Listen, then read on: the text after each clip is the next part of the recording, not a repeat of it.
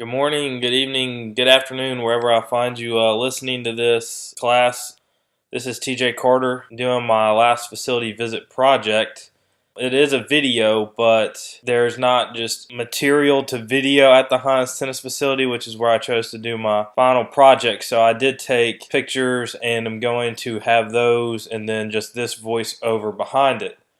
I want to start off telling you about Hinds Community College. It was founded in 1917 and it's the largest community college in the state of Mississippi. It has 6 different campuses or branches that draw students from more than 70 Mississippi counties.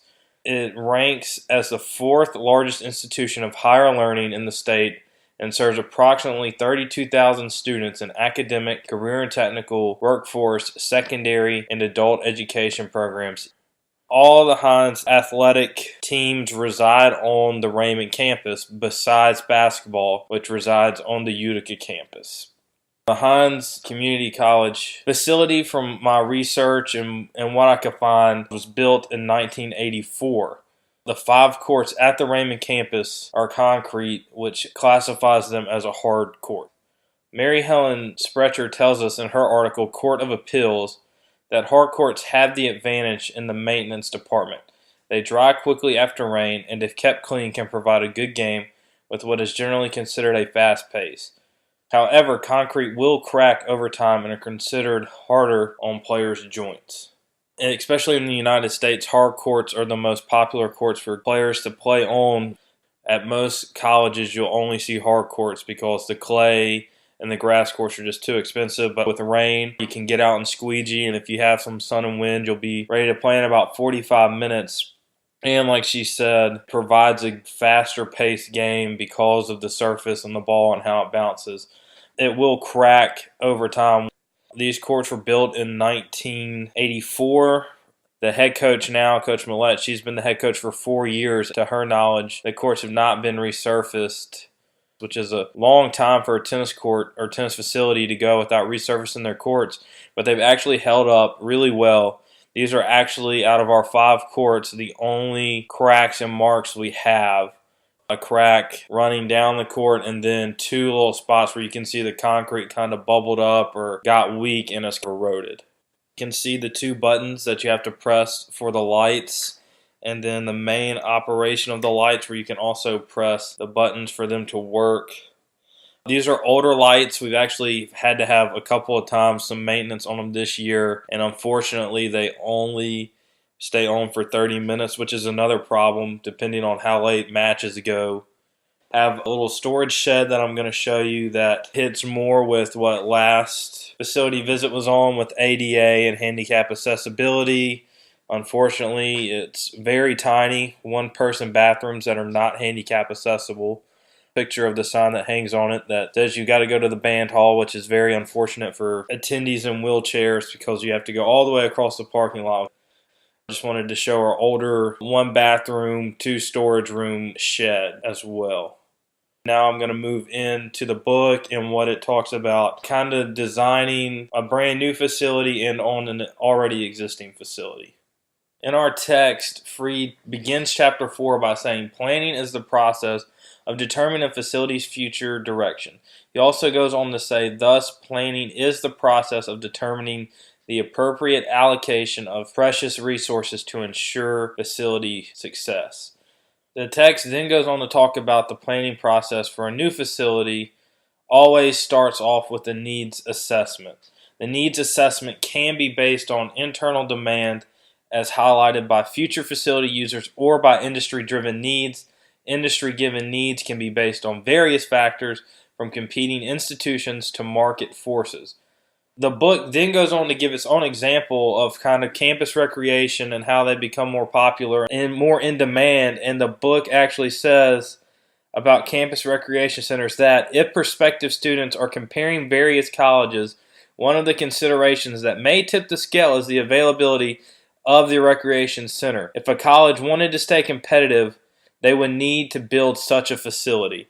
On April 23rd of 2013, Mississippi Gulf Coast Community College, Perkinston campus built a brand new 8-court hardcourt facility which includes lights, water fountains, covered benches near the courts, and a building containing restrooms, team locker rooms, coach's office, storage, and meeting rooms. And then on February 14th of this year, East Central Community College held a ribbon-cutting ceremony of their new facility, which cost $1.2 million and includes 8 lighted, covered benches near the courts and a soon-to-come building containing restrooms, team locker rooms, coach's office, storage, and meeting rooms. So kind of highlighting what the book has talked about, the kind of demand and need when students are comparing various schools. One thing Hinds would probably have to consider now, only having 5 courts in a kind of outdated facility, is, what about a new facility with 8 courts to kind of keep up with the competition of these other junior colleges? And I've also popped up a picture of some land. It's behind our softball baseball complex where you could easily fit a new 8-court facility, with these 2 schools getting brand new 8-court facilities recently. JC having 8 courts, Meridian Community College 10 courts, Itawamba 8 courts. Something they're going to have to look at. But now I want to kind of go on a cheaper spectrum than the $1.2 million new facility, building on the facility you already have. And that entails examining the current uses and future potential uses. Managers of a single-use facility will know what events will be held there in the future. And that's one thing, that the tennis courts are a single-use facility. We know that only tennis events are going to be held there. Building on to our existing facility would be cheaper, and we would know exactly what we need to build for.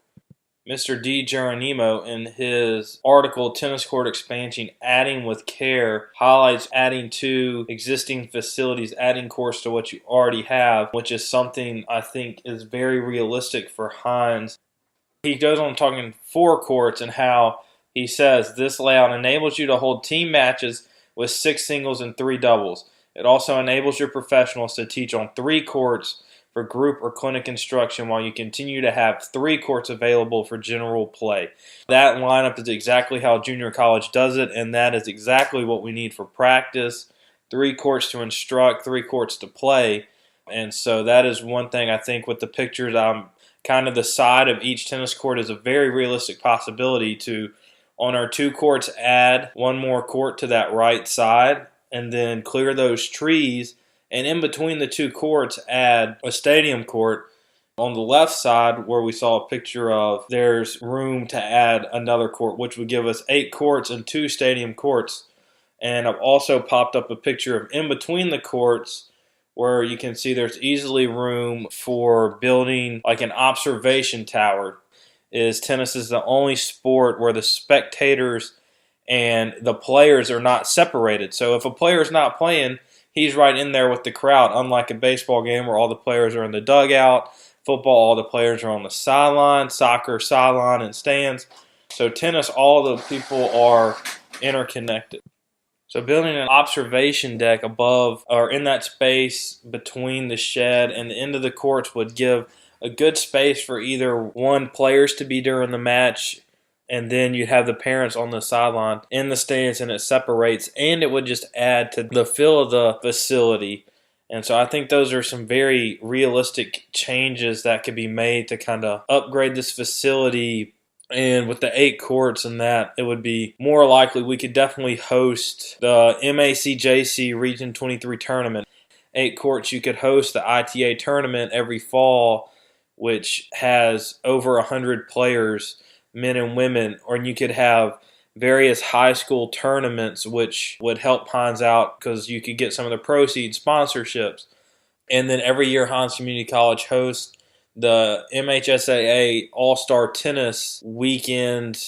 Well, they practice at our courts because we have 5, but then to play they need 8, and so they go to Palm Bridges. So I think from the book and research and the articles and all these ideas I've told you, I think definitely adding on to existing facilities is something Hinds could do to be one of the top premier tennis facilities in the state.